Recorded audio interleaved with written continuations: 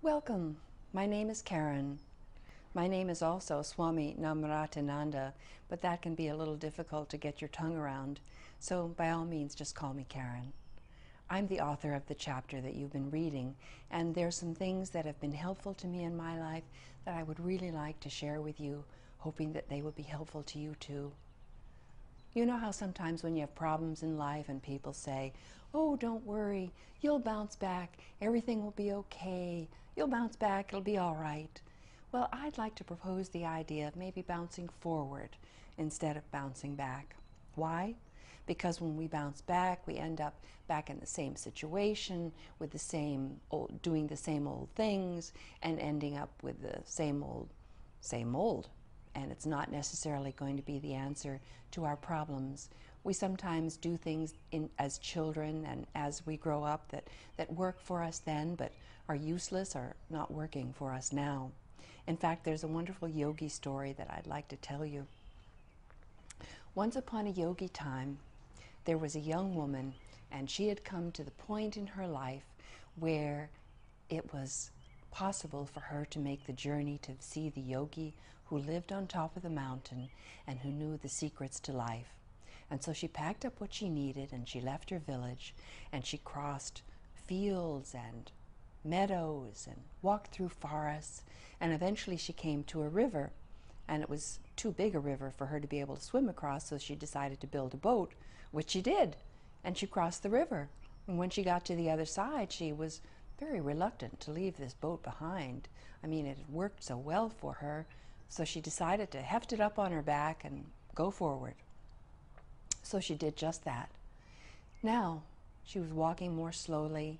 It was much harder, but eventually, after days, she came to the mountain and she decided to climb the mountain with the boat on her back. And it took her a long time. But eventually she got to the top of the mountain, and there was the yogi with his smile on his face. And she said, "Sir, could you tell me the secrets to life?" And he said, "Well, most certainly, my dear. I'll be happy to tell you the secrets of life. But you would have been here a lot sooner to learn these secrets of life if you hadn't taken so long to carry that boat here." Now, this is meant to be a mystical story, which means we're meant to think about it and figure it out. But the gist of it essentially is that we sometimes have old ways of doing things that we carry forward in our life, things that worked for us before, but which are not going to serve us in the future. In fact, it's very worthwhile to go through the process of elimination as we go along in our lives, because there are ideas that are no longer serving us.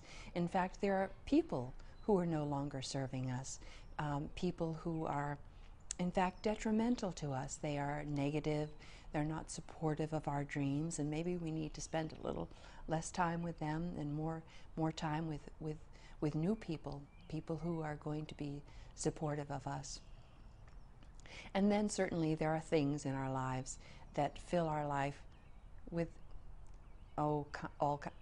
your closet, I'm sure, has all kinds of things in it that you don't need anymore, but we keep them in the closet because we think we're going to wear them or remember how much it costs, and we're afraid to eliminate them from our life. But the magical thing is this: life abhors a vacuum. What does that mean? It means life doesn't like an empty space, so it rushes in and fills it.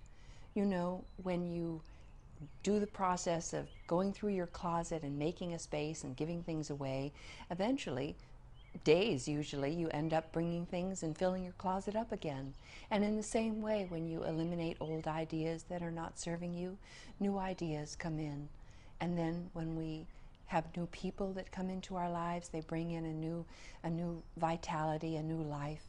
And so we need to go through this process of elimination to be able to think that new thought and to be able to create our dream.